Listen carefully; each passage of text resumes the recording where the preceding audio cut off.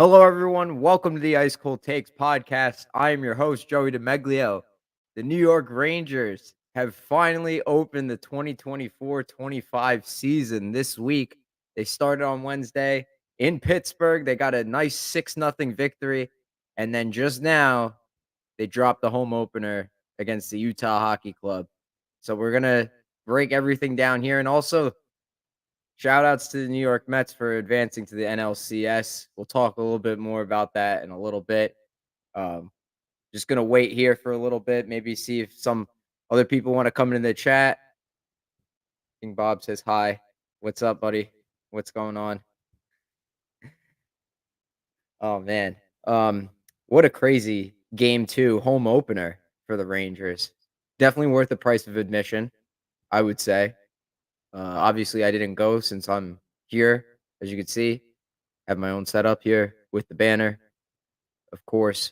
Um, Second year in a row, the Rangers opened against the Utah slash Arizona franchise, which is pretty cool. They have for some reason, they have some bad blood. I don't know why. Things always seem to get rough when those two teams play. Uh, the Mets deserve a bulk of the conversation, not a small shot.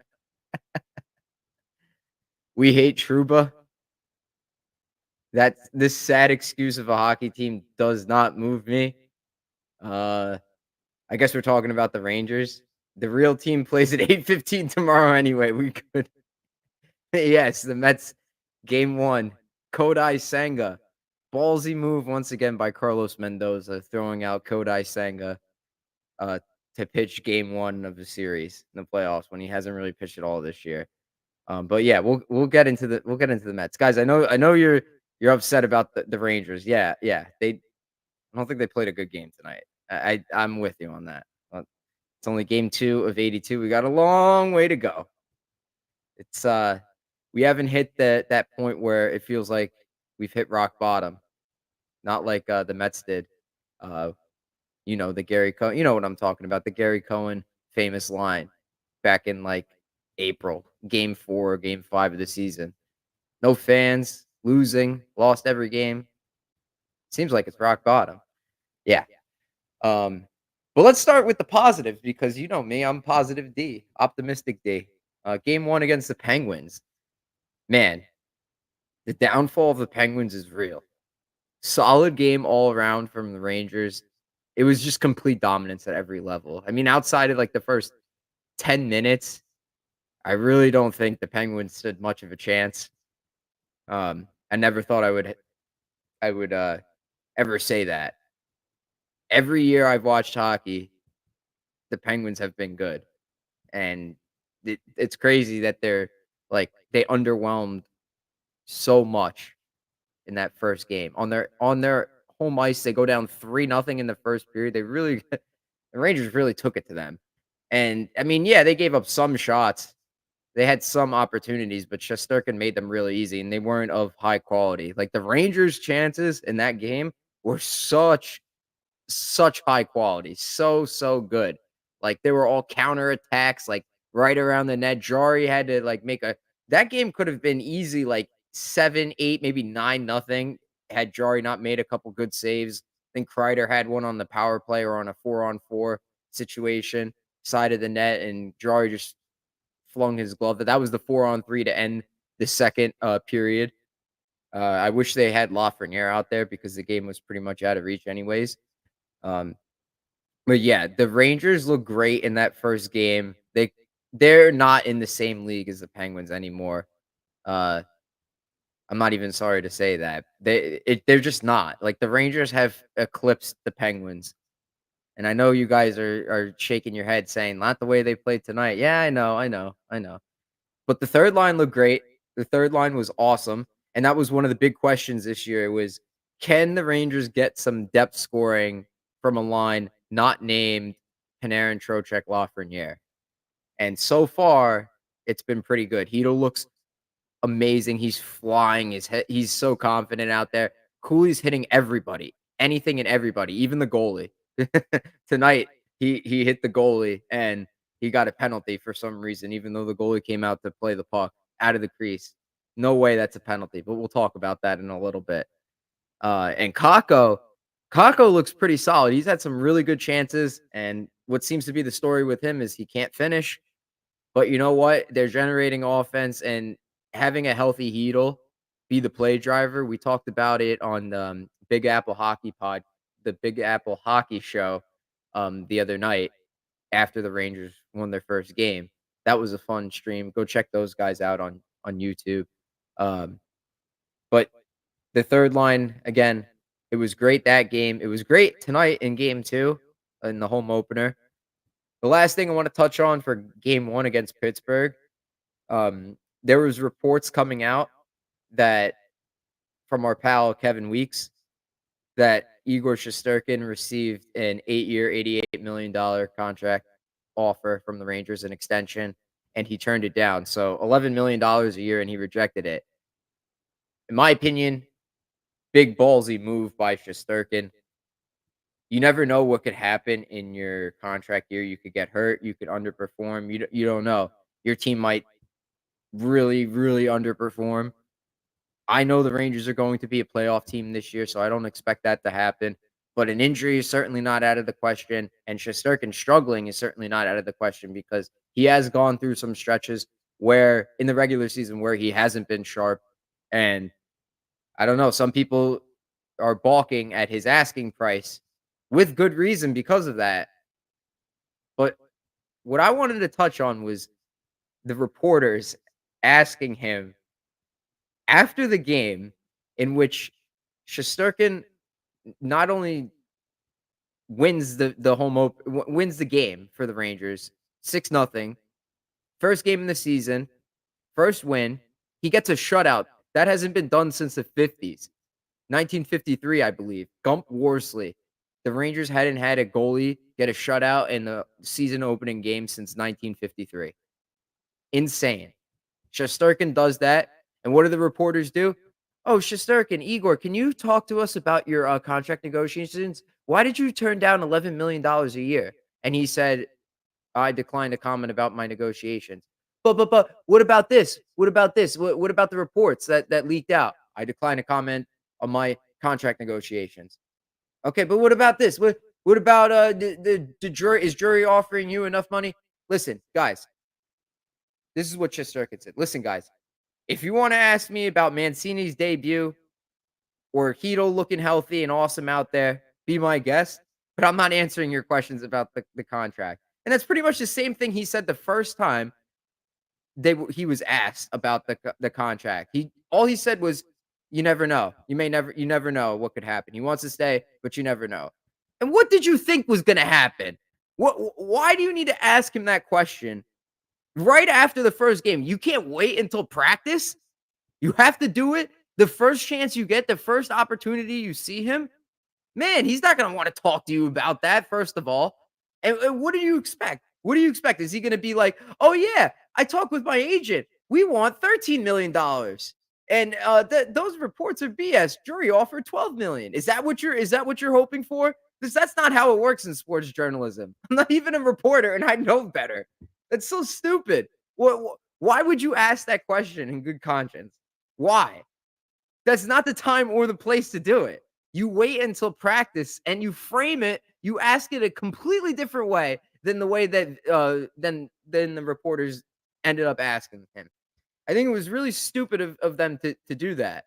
Now he's ticked off and you'll never get anything from him. You're gonna have to go through someone else that knows his agent to dig up information on him.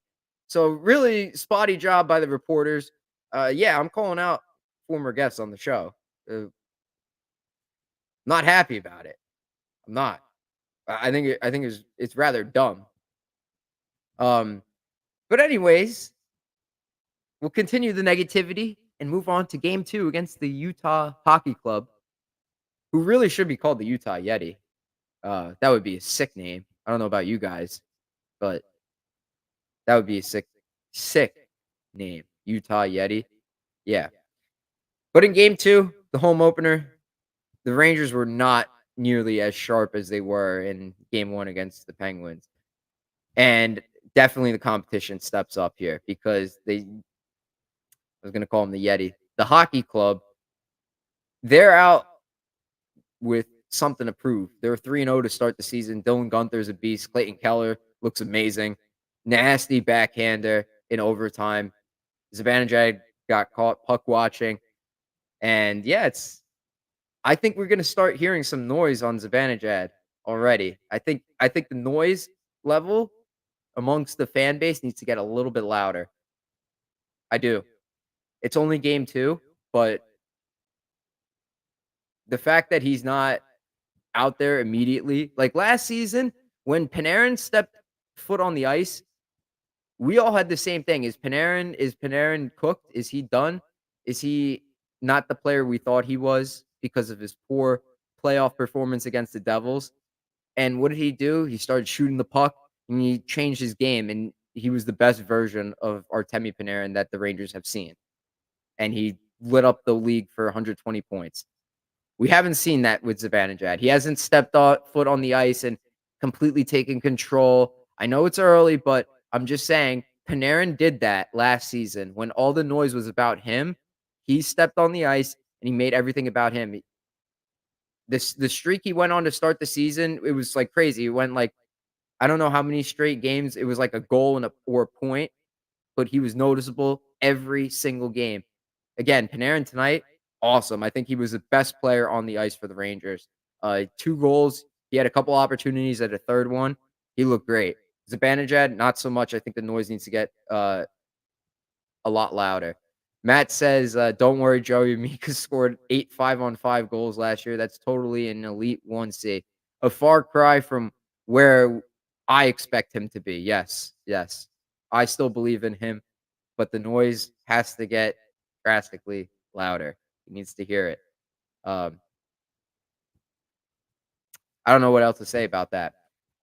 It seemed like the Rangers in this game, though, they were out of it. It wasn't really an interesting game until Miller sent the puck in from past the red line, and it caroms off the corner boards and goes into the net, and that made it a 4-3 game. Off the ensuing faceoff, the puck comes to the Utah's defensive zone. The Rangers pick it up, charge to the net, get a nice shot on goal. I think it was Edstrom with the chance, and then all of a sudden, you see Carrick is fighting Kesselring, and then at almost the exact same moment, Edstrom drops the gloves with Jack McBain, and Edstrom laid a hammer on a nasty right cross on McBain, bloodied his face. Because that fight happened after Kesselring and Carrick fought, Edstrom and McBain were ejected from the game. They received 10-minute misconducts. You see how the energy completely shifted the game? After that, I'm, like, on my phone like, "Oh, this is an easy loss for the Rangers. Alright, let's put an L in the column, move on to the next game, get ready for the podcast." And then that shit happens. You see what an energetic young 4th line can do for you? That was nuts, man. I loved it. I love Edstrom's energy. I love that they went in there and fought. I love how Carrick went in there and he just immediately dropped the gloves. It wasn't like just pushing and shoving like we've seen Rangers do. It was like no, no, no, we're going. We're going. You could kind of see like the refs start to get in there as if they were going to break it up, but then they didn't do that, which I'm glad they didn't. Let the energy flow, Madison Square Garden. It's the home opener. You need something to happen. You can't just be 4-2 and just be on your phone the whole game. It sounded you could hear a pin drop at MSG from where I was watching at home. It was really quiet after Utah got the 4-2 lead. That changed the game. That carried him off the boards. Then Mancini scored his first career goal only for it to be disallowed because Rempe is standing in the crease. He didn't make contact. This is a classic ball hits wall, wall hits ball physics example here. He didn't hit the goalie. The goalie hit Rempe. But because Rempe is standing in the blue paint, the way the rule is written for goaltender interference, that is the goalie's ice, and the player cannot be standing in it. And I think that is utter bullshit. That rule needs to be completely rewritten. Listen to how Wes McCauley explained it. The New York number 73 was standing in the blue paint, did not allow the goaltender to play his position. It doesn't matter that he made contact or didn't make contact. It's the fact that he's standing in the blue paint. And I think that the players should, if they go in there and they're just providing a screen, that's it. There's nothing wrong with that. But if the goalie makes contact with the player, how is that how is that not a goal? Same thing when the goalie comes out of the crease, he comes out of his net, he holds Kreider, they call a penalty on that. But when he's going for a loose puck that it should be Cooley's puck, Cooley gets the penalty when he makes contact with Ingram. Why? That makes zero sense. If I'm a reporter, I'm going straight to Gary Bettman and showing footage from this game and asking, why are these rules written the way that they are for goaltender interference, both for goals and for penalties? And how does officiating miss so many blatant calls? Oh my gosh. MSG was really, really letting them have it. Same deal as last year. I remember I went to the home opener last year. We let those refs have it. These refs suck. Yeah, I remember that was the loudest the fans were in that game until Shesterkin made the save on the penalty shot. And it was the same deal tonight. They were the loudest here when Cooley, when that Rempe goal, when the Mancini goal was taken off the board because Rempe did nothing wrong. But according to the rules, the way the rule is written, it's stupid and it should be rewritten. I think that's terrible. The call was correct, but the rule is just I think the NHL Players Association and the NHL when they come together with the to extend their CBA to do the next CBA, they have to sit down and talk about this in addition to the salary cap. Plain and simple.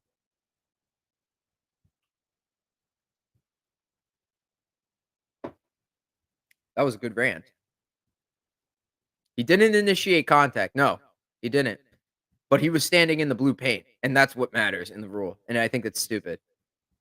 I hate it. They call that goaltender interference, but when Dwight King is on top of Lundqvist in the finals, that's not goaltender interference. Right. Right. Because he was pushed into by McDonough. Okay. Last year, they talked about it on the broadcast, but Rangers versus Penguins, Kreider was pushed into the goaltender by Chris Letang, and who gets called for the penalty?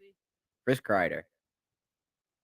Sure, sure. It was the goaltender was not allowed. Sure. He was pushed into. Yeah. Dwight King was pushed into. Yeah, I don't know. How come the Brett Hull goal counted to win the Stanley Cup? That's so weird. Yeah, they were really they were. I don't know. So weird. Every time I ask Dave Jackson, though, nice guy. Um, the problem is not with him. I genuinely think it's with the way the rule is written, and they've been pretty consistent calling those plays. But what we understand to be goaltender interference is different from what the rule is written to be. It's the same deal with the kicking motion. Either have the kick or don't have the kick. The fact that it's redirected or tilted or your skate is like you're batting it in like a distinct kicking motion, that is where the discrepancy lies. I don't know. The NHL just needs to sit down and rewrite these rules. It's really stupid. Like, because when you think goaltender interference, you think like, all right, so I'm gonna come in there into the crease, I'm gonna push you, and then that's it. You can't play your position. That's goalie interference. But when someone's just screening you and is just has his skate in the blue paint, that's goalie interference. It doesn't make sense to me. It doesn't register in my mind as goalie interference. I don't know. Um, Back to this game though, the Rangers looked great in the third period, trailing. There was a lot of open ice, and they took advantage of it. Valaket said on the post game that he wished the Rangers realized this sooner. And yeah, it makes sense. I mean, this is a young hockey team that they were playing. I had a feeling that the Rangers were going to come back in the third period because they're an experienced team. But Utah is a young team, and they gave them a lot of opportunities to score. And boy, all their guys are cooking. Like Michelli, Keller, Kraus made a couple nice plays tonight. I know in overtime, or what was it? Fox and Hedo, yeah, it was in overtime. Fox and Hedo almost hooked up on a nice chance, but Kraus deflected the puck away, and that was a nice play. Um, and then Keller, of course, with the game-winning goal in overtime, which was unreal. The puck went in so quickly, no one knew except for him. Well, Shesterkin knew because he didn't argue with the referee, but I don't think any of the other players knew. Um, but yeah, I think the Rangers let them hang around too much. They definitely weren't as sharp in this game as they were in game 1. It is still early in the season, though, only the 2nd game. Utah is really feeling it. I'd like to see what the Rangers do, how they play against a stiff hockey team again.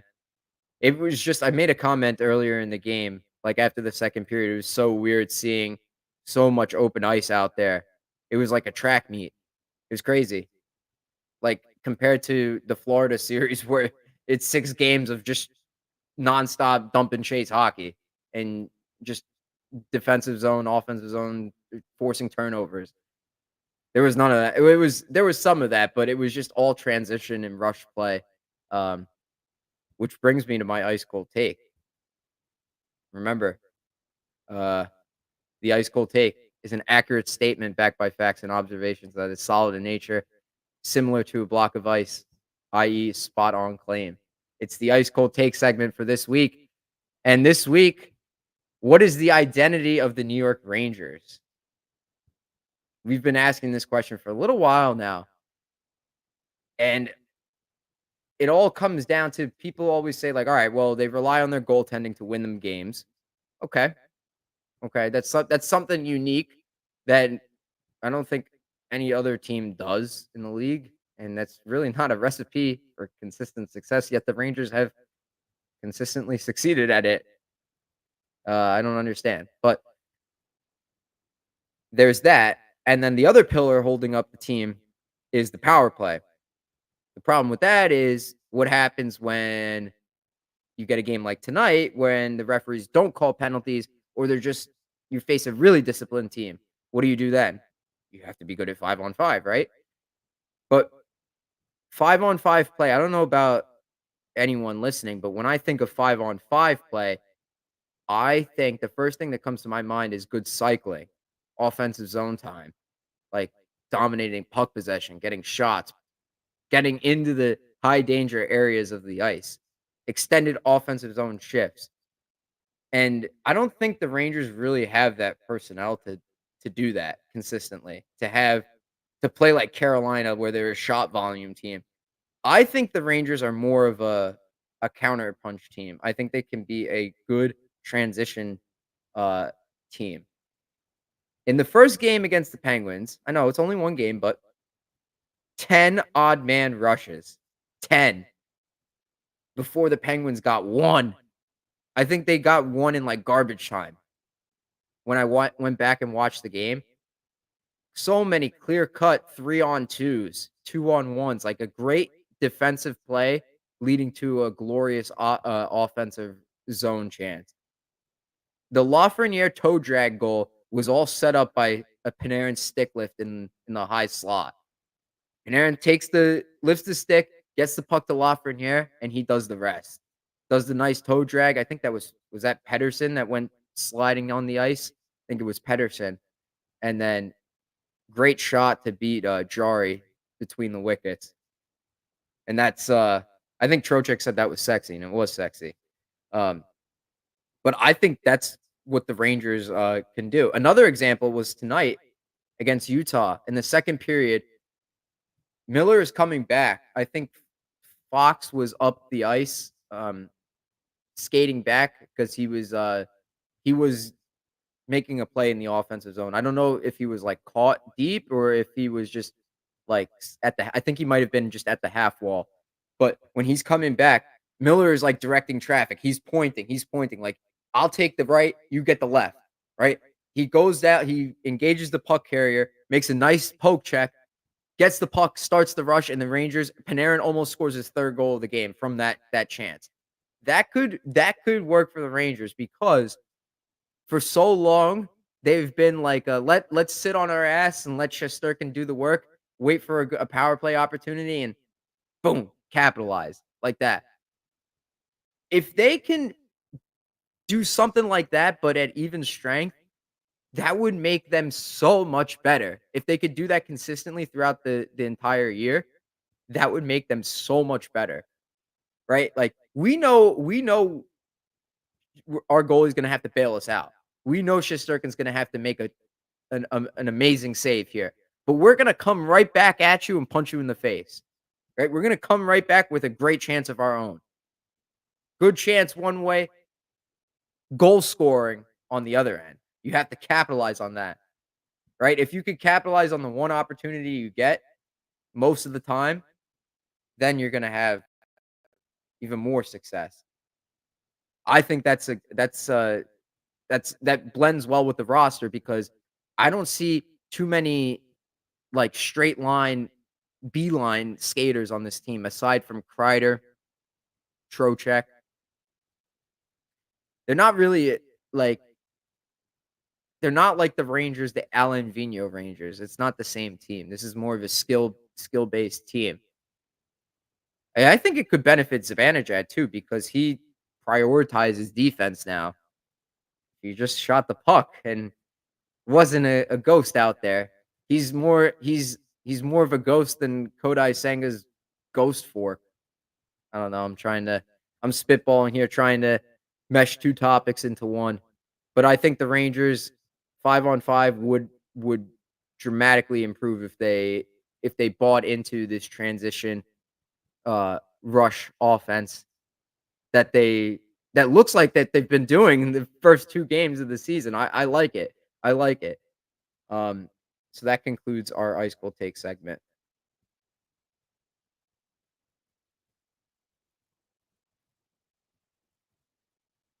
Who starts in the upcoming home and homes, Chessie on Monday, and then Quick in Detroit? Yeah, I would get. I kind of like that. I would do Shesterkin, let him because he allowed 6 goals in the home opener, right? Again, the thing with his contract that's got to be on his mind. I would let him reset, come back strong in this game, and then you put the veteran Quick in Detroit. I'm sure he's played a lot of games there. He definitely did. Back when Detroit was in the Western Conference, hell yeah, he did. He knows the building well. Is it the same arena? I don't even know. I think they changed it. It's like Little Caesars Palace now. It's not the Joe. Crazy. But he knows Detroit. I don't know. It came out, what was it, yesterday, I think? Alexi Lafreniere might have been offered a contract extension. So this is a bag, and the Rangers just did that inside here.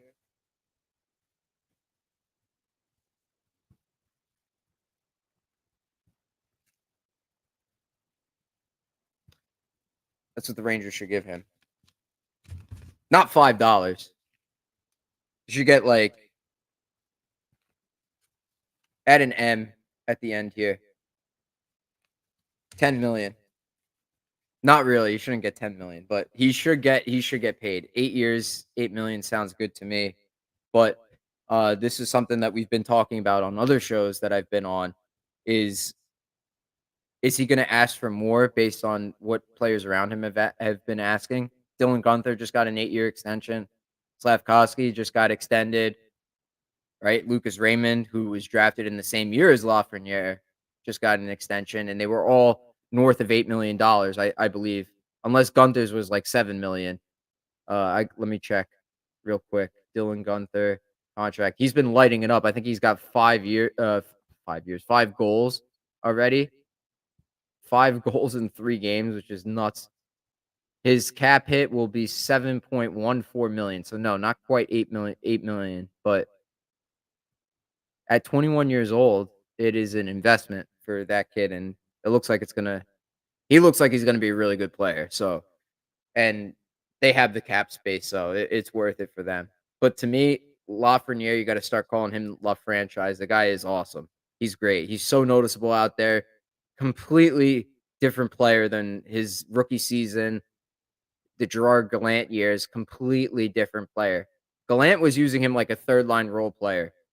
Now he's involved everywhere. He is a guy. Like you could honestly, I think you could take away Panarin and he still look amazing. He doesn't need Panarin to be good. He's good by himself, and that is something you could build with, and that's a guy you build around. You don't wanna have a guy who's good only because he has this guy next to him, right? That might be the case with Zibanejad right now, because the years that he was scoring goals, who did he have next to him? Pavel Buchnevich. Buchnevich is not here, and Zibanejad is not nearly scoring at the rate at 5-on-5 as he was those years. He's not scoring, period, the same way.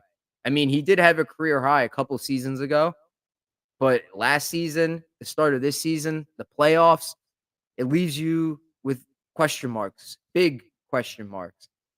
That is somebody, Alexei Lafreniere is someone you build around. I think the Rangers should offer that contract and offer it right now.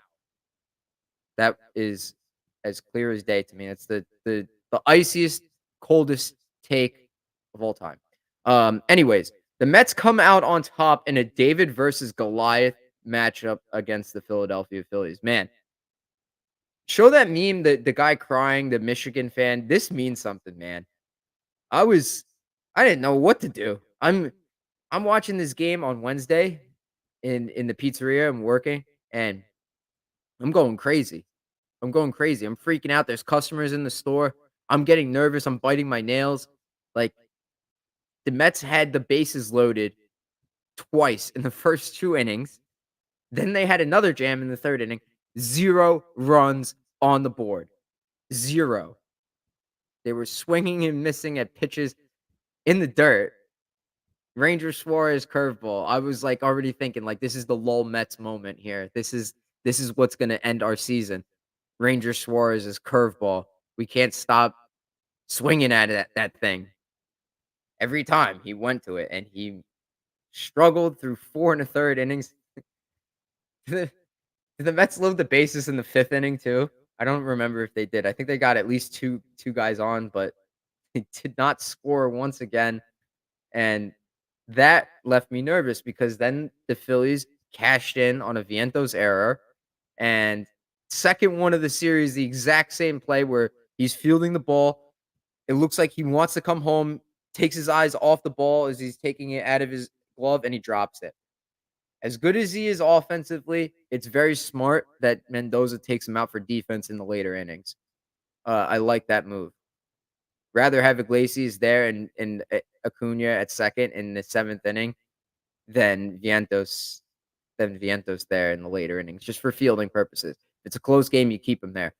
No problems with Mendoza. But Vientos makes the error.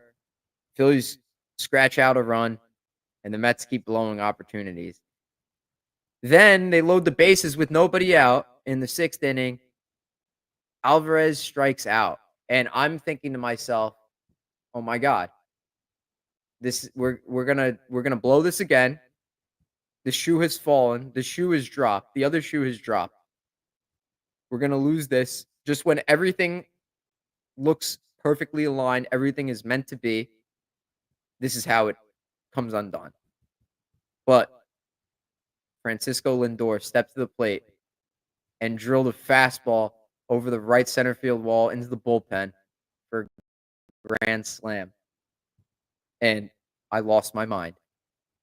That is the clutchest moment in New York sports history since like Lundqvist made that twirling blocker save in Game 6 to send the Rangers to the final. Actually, in Mets history, it's the clutchest moment since Murphy went full Barry Bonds in October and homered in every single playoff game, leading the Mets to the World Series. The dude is the most clutch athlete, New York sports athlete since Lundqvist. I've never seen a player I've never seen a position player just when the moment is there, you know that moment. The bases are loaded. You're down by 1. You need this game to advance to the next round. This is the moment we all dream of, right? As kids growing up in the backyard playing baseball or whatever, or hockey, whatever sport it is. You make the announce you pretend you're the play-by-play caller. Lindor delivered, and he didn't even break a sweat. I have never seen a position player do that. In my time as a New York sports fan, I have never seen that since Lundqvist. Lundqvist was a goalie. So this means something. This means something. And to do it against the Phillies in a year where the Mets had no business, it looked like they were down, dead, out of the water, sell at the deadline. No chance of making the playoffs. What are we doing here? Who is Carlos Mendoza? That's why it meant so much. Sports is an extension of my life and many others' lives, in my opinion. So to see the Mets pull this out and take care of business against the Philadelphia Phillies, and by the way, clinch a playoff series on their home field for the first time in Citi Field history. Crazy that that's never been done before. Amazing. Amazing. Just unbelievable. Then when Diaz gets into the ninth and he starts throwing pitches out of the zone when you're up 3 runs, I'm like, "Oh my gosh. Oh my gosh. This is it. We're gonna lose this. He's gonna blow this. We're going back to Philly, and we're gonna lose this." Then they show a shot of the crowd. Everyone's, like, holding their hands over their faces, like, so nervous, doesn't know what to do, and the commentators are like, "Wow, for a team that's up 3 runs, it looks like they're expecting disappointment." Damn right we are. Damn right, because this is how we've been trained to be, right? The Mets, there is no greater preparation in life than being a Mets fan. Some famous person said it. I don't know who it is, but someone famous said it, and that's truth. That is the ice cold truth. There is no greater preparation in life than being a Mets fan. The disappointment, the tease of seeing victory right in front of you and then just taken away from you in an instant is so painful, heartbreaking that we're just used to it and we're waiting for it to happen. That's why we wait for the other shoe to the other shoe to drop. It's why we don't know what to do when we get that moment. But when it does happen, we are gonna go nuts. We're gonna go nuts, man. Crazy. Absolutely crazy. But yeah, the Mets, if they pull this out, win the World Series, beat the Dodgers. They have to beat the Dodgers. Great matchup for them, by the way. A much better matchup than it would have been against the Padres. I don't know who their starting rotation is. These guys on the Dodgers. Yamamoto's not probably not going to go till game 3 or game 4 because he had to pitch game 5 in LA. But you win one of these games in LA, you split the first 2, then you come home for 3 at Citi Field. You have to take care of business there. This will be a close series, no doubt. Like the Dodgers are I'm not saying the Dodgers are a bad team by any means. Like, yes, they're a very good team, but they're known to not get the job done in the playoffs. This is an opportunity for the Mets to strike. This is a hungry ball club, the Mets are, going up against a team that feels like they need to prove something to everybody else. It's a great matchup. It's a great story for baseball. I'm not talking about Mets Subway Series. I'm not doing it. I'm not doing it. One thing at a time. Because why? You got to wait for the other shoe to drop. Nothing is set in stone. But the way that this everything has just come together for the Mets over the past 2 weeks, insane. From having the biggest series of the season rained out, the second and third games of the season rained out to be played in a doubleheader after the day after the regular season ends to get into the playoffs. You go down 3-0, go up 6-3, trail, have a shoe drop moment, trail, then Lindor hits a huge home run, the biggest of his Mets career at that point. to get them that win and get them into the playoffs. Then you go back to Milwaukee. You win the first game. Looks like you're about to win the second game. You blow the lead, blow the game. You go into game three, and it looks like you completely crapped the bed and that the bats didn't show up. An unbelievable fumble, yada, yada, yada. Pete Alonso hits a 3-run home run, and the Mets have the lead. Oh my God. Oh my God. Yeah, that's exactly what you say. You just say, oh my God, because seriously, you cannot believe the run that the Mets are on right now. It's just it's poetic. There's no other way to put it. This is like Hollywood writing. Not by today's standards, but like Hollywood writing when Hollywood was cool. It's not cool anymore. Um, then you go and you play the Phillies. In game one, Zach Wheeler's absolutely dominating. 7 innings, but you don't give up. Your pitching is just as good. You give up 1 run, a Schwarber home run, but the pitching is just as good. Just like I said before about how the Rangers need to do the transition offense where they know they're gonna get punched in the face, but they're gonna punch back harder. That's the Mets mentality. We know we're gonna get hit, but we're gonna come back with punches of our own, and they're not gonna be soft. They're gonna be tough, right to your face, right at you, Bruce Lee style. The Mets get to that bullpen in game 1 against the Phillies. This run has just been these past 2 weeks are representative of what the Mets have been through all season from the very beginning. April, it's such a long season baseball. It feels like it's been 2 seasons. The amount of time that we've been watching baseball. It's crazy. But they do that and then again in game 2, like I knew they were gonna come back. I had a good feeling about it that time. Against the Brewers, game 3, no way, man. No way. I was rooting for them to lose.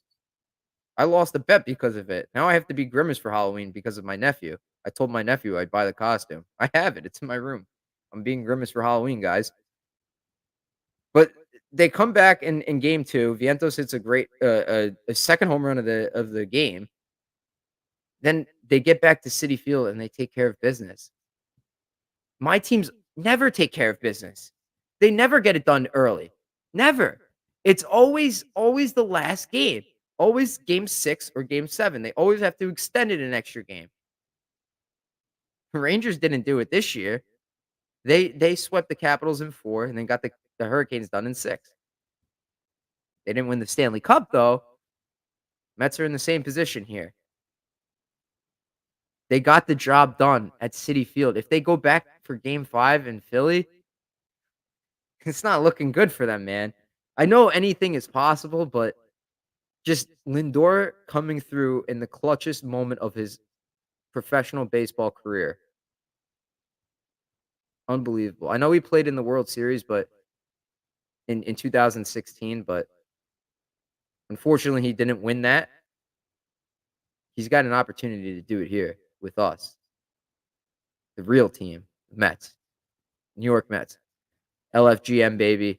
I'm watching every game, everything, every pitch. Every pitch from here on out is the biggest pitch of the season. Everything. Every pitch, every out, every play successively is the biggest play of the season, the biggest pitch, the biggest hit, everything. Everything. And I love it. This is what where baseball is like fun to watch. And if you're not a fan of baseball, this is where I would recommend you watch. Nothing compares to playoff hockey. This show is a mainly hockey show, but yeah, I got my passion for my Mets back. Yeah. Maybe not the Jets right now. A little drop, a little tease. The Jets firing head coach Bobby Saleh, Robert Saleh, Jeff Ulbrich promoted to interim. Yeah, man. I don't know. It's crazy. And they're still in position for first place. They play for it on Monday. Unbelievable. What a time to be a New York sports fan, especially if you're a Yankees fan. Giants are looking okay now, I guess. Um, the Jets have Rodgers, new head coach, playing for first place on Monday. Knicks are almost back. The Rangers are back. Man, just everything. Everything. The Yankees, everything. Um, Great episode today, guys. Thanks everyone who checked it out live. Spotify listeners, I hope you enjoyed.